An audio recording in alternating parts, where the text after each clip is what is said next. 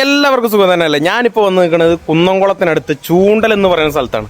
അപ്പോൾ എൻ്റെ കൂടെയുള്ളത് ഞങ്ങളുടെ സ്വന്തം മണിയേട്ടനാണ്. ഇതാ ഈ നിൽക്കണം മണിയേട്ടൻ.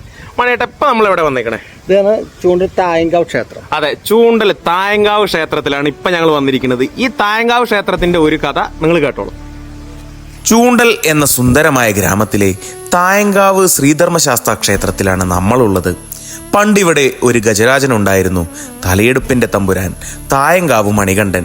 പറമ്പിക്കുളം കാട്ടിൽ നിന്ന് നാട്ടിലെത്തിയ കാട്ടാനക്കുട്ടി ഒരു ഗ്രാമത്തിന്റെ സ്വന്തമായതും ആ ഗ്രാമത്തിന്റെ ഓർമ്മകളിൽ ഇന്നും ജീവിക്കുന്നതുമായ കഥകളാണ് ഓരോ ചൂണ്ടൽക്കാർക്കും പറയാനുണ്ടാവുക.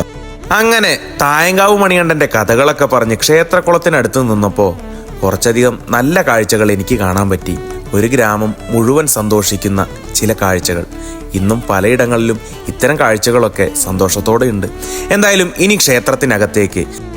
ഐതിഹ്യ കഥകളാൽ സമ്പന്നമാണ് തായങ്കാവ് ശ്രീധർമ്മശാസ്ത്ര ക്ഷേത്രം. സ്വയംഭൂവായി അവതരിച്ച ശ്രീധർമ്മശാസ്താവിന്റെ തല തായങ്കാവിലും കാല് മുളങ്കുന്നത്ത് കാവിലുമെന്നാണ് വിശ്വാസം. നടപ്പുരയിലെ ഈ ദീപസ്തംഭത്തിന്റെ 7 തട്ടുകളിലും സപ്തസ്വരങ്ങൾ കുടികൊള്ളുന്നു. ഗണപതിക്കും ഭഗവതിക്കും പരമശിവനുമൊപ്പം ഓവിലിട്ട്യാശാൻ എന്ന ബാലചികിത്സകനും ഇവിടെ കുടികൊള്ളുന്നു. ഇവിടുന്ന് ലഭിക്കുന്ന എണ്ണ ബാലചികിത്സയ്ക്കുള്ള സിദ്ധ ഔഷധമായി കണക്കാക്കുന്നു. തീയാട്ടാണ് അമ്പലത്തിലെ പ്രധാന വഴിപാട്. ശരിയെന്ന അടുത്ത വീഡിയോ കാണാം.